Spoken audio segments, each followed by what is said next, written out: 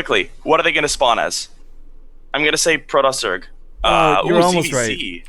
Yeah, ZVZ. Oh, this is gonna be cool. All right, guys, let's set up this overlay. It's a best of 7 in a random versus random showdown between two My Insanity brothers. Balloon, of course, one of the newer pickups, and Jjakji, one of the, I guess, veterans of the team at this point. We can almost cause it. And Balloon is starting out the match lying. All right, ladies and gentlemen, let's kick this off right. I'm Refkindra today by Penguin, spawning here in the top left corner of the map, claiming Terran, but actually the purple Zerg Balloon. And in the bottom right spawn location, we have our blue Zerg player claiming Imba Protoss TVP. It is gonna be Jjakji. Just the fact that these two started the series like this, I love it. Because if we're going to be honest, one of the biggest dynamics of ZVZ, sorry, but of random versus random is the way you choose to open. It's a lot harder to cheese your opponent if you don't know who they are. You're not going to 6-pool a player who's potentially Terran. And of course, since this is ZVZ, what would probably be preferably as a 13-pool or something for these guys is not going to be. Balloon, I don't know. I love the way that he set the precedence for this. Oh, yeah, this is actually great. And both of them opting to play pretty greedy here. Hatch first is... Generally, if I'm playing a random player as a Zerg player, generally I want to hatch first.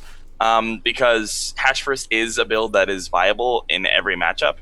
And while like a lot of random players get a bad rap for cheesing a lot... They just met each other and realized they're both liars. Sorry. Overload's passing one another. Nice Protoss overload, Rifkin. Overload. Oh, God. This is Terran? Alright, so they now are aware of what's going on. One of the biggest things about this matchup, Penguin kind of started alluding to it before the game, guys. Both of these players are actually very well experienced with all the races. Jjakji, of course, best known for his Terran, rarely gets a chance to showcase his off races. And I think he's going to get a chance to do that here today. Yeah, Jjakji often warms up with Protoss. Protoss is his favorite off race, but his Zerg is also very, very good. He actually says his Zerg is better. Although I'm not sure if I believe that because I've seen him beat Vortex with his Protoss, and I haven't seen him beat anybody that notable with his Zerg, but we'll see. The power of Protoss, man. Hatch first. Both guys opting for Hatch into pull. You know, one of the things, and no real cheesy stuff. Well, no, there's no cheese yet, but one of the big things to note here, guys, is, you know, to talk about strengths and weaknesses of the race, there's actually a bit of a very interesting dynamic between these two. Jjakji's best is obviously Terran, and he claims, as Penguin just stated, his worst is Protoss. It's almost the exact opposite for Balloon, so I really hope at least one of these games today ends up being a PvT. In reverse. Oh, that would be dirty, because it's like it's also their weakest races. But it's kind of hard to call their race weak in comparison, because let's be honest, their worst race is still probably better than most players' best race. That's very, very true. And, well, I'm actually really hyped for this, because not only are we seeing a ZVZ Rift, and we're going to be getting what is probably going to be a macro ZVZ here, is we do have speed coming in for Balloon, but a gasless play out of Jjakji means that he should be able to defend any kind of pressure that comes his way very, very easily here, and I would very much doubt that Balloon is going to commit to anything too all-in this game. One of the other things, too, is King Station is one of those bigger maps. It doesn't look as big as you would think, but it's got that giant S shape in the middle of the map, which makes it really hard to sort of maneuver around. And one thing, my fingers are crossed, I'm not going to lie. Ever since Lone Star Clash, man, CVZs worry me just a little bit. I don't want to see that happen here today. Oh god, I don't think it will. These guys know it's a show match. I don't think they're going to give us Swarm Host versus Swarm Host. Let's hope not, at least. Now, for the gasless opening out of Jjakji, of course, this a lot of the time leads to quicker roaches. Do you think, because I guess, actually, I don't know how well Jjakji's Zerg is versus, say, your own, but what do you think he ends up going with here? Mutas, roaches, goes for the safe path, the unpredictable path? This is a little bit weird. He opened kind of gasless, but he got one gas fairly earlier than you would normally see people get the double gas. Oh. He's going to be able to pick up an Overlord here, and maybe even a second one down to the south. Balloon reacting now. 16 speedlings on the way out is going to mean that he is going to put on quite a bit of pressure, but he's expanding behind this. So this is basically just so that he can ensure that he gets his own third up earlier while denying Jjakji's own third. Oh. And it will be roaches. I got a nail first blood for today. I'm sorry about that, guys. We're just waking up, and it's my bad. I promise you, first blood for the rest of the games. All right. So Ling's coming across the map. Jjakji should have seen this coming, and he looks like he has. That's a pretty sick wall out of Jjakji. Yeah, it even plugs up the one of the gas. This is actually a full wall off, but that's a lot of surface here for these Lings to connect to the Queens.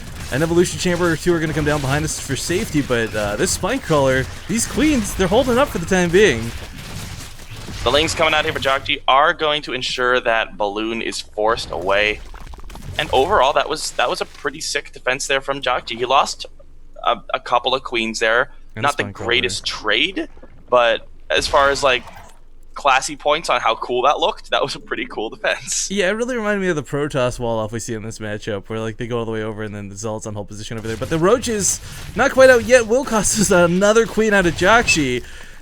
And for Balloon, you guys might think like, okay, he's so far behind the Roaches, he's probably screwed, he's probably out of this, but that's not going to be the case at all. Of course, one of the big things about Roaches is they're not so good in low numbers. Like 9 to 10 caught in the middle of the map, fully surrounded by lings, Roaches won't necessarily auto-win. But back against the wall, in chokes, Roaches are going to perform fantastically, and Balloon really needs to start considering getting his zone out ASAP.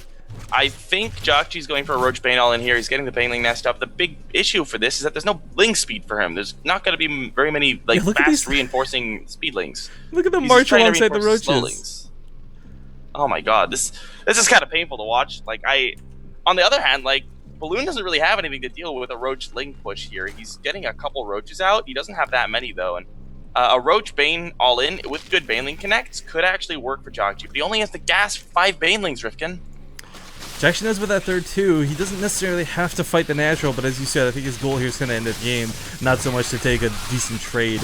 Bailey's a little bit slow to waddle in here, but you know what, even if they connect to the Roaches, it's a little bit of splash damage, which we see, that might just be enough to let his Roaches bully forward. It is 12 Roaches to 4, and Balloon finds himself without a Spine Crawler, without defenses. That Bailey doesn't quite kill any of the drones, but they're all so freaking low. And a couple of these Roaches will be able to focus those down here. Jjakji coming into the more Slowlings, more Roaches, taking a supply lead here. Balloon trying to hold. And the Slowlings with the Roaches are actually pushing on through. Are Slowlings going to win?